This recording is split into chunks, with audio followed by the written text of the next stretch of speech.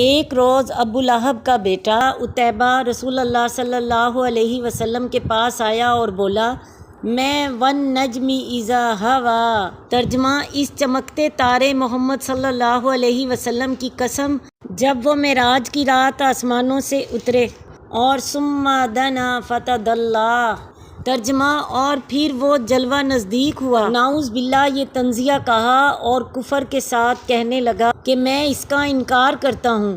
اس کے بعد وہ آپ صلی اللہ علیہ وسلم پر ایذا رسانی کے ساتھ مسلط ہو گیا۔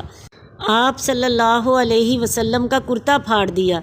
اسی موقع پر نبی صلی اللہ علیہ وسلم نے بد دعا کی کہ اے اللہ، اس پر اپنے کتوں میں سے کوئی کتا مسلط کر دے۔ نبی صلی اللہ علیہ وسلم کی یہ بد دعا قبول ہوئی۔ چنانچہ عتیبہ ایک بار قریش کے کچھ لوگوں کے ہمراہ سفر میں گیا۔ جب انہوں نے ملک شام کے مقام زرقہ میں پڑاؤ ڈالا تو رات کے وقت شیر نے ان کا چکر لگایا۔ عتیبہ نے دیکھتے ہی کہا، ہائے میری تباہی، یہ خدا کی قسم مجھے کھا جائے گا، جیسا کہ محمد صلی اللہ علیہ وسلم نے مجھ پر بد دعا کی ہے۔ دیکھو میں شام میں ہوں، لیکن اس نے مکہ میں رہتے ہوئے مجھے مار ڈالا۔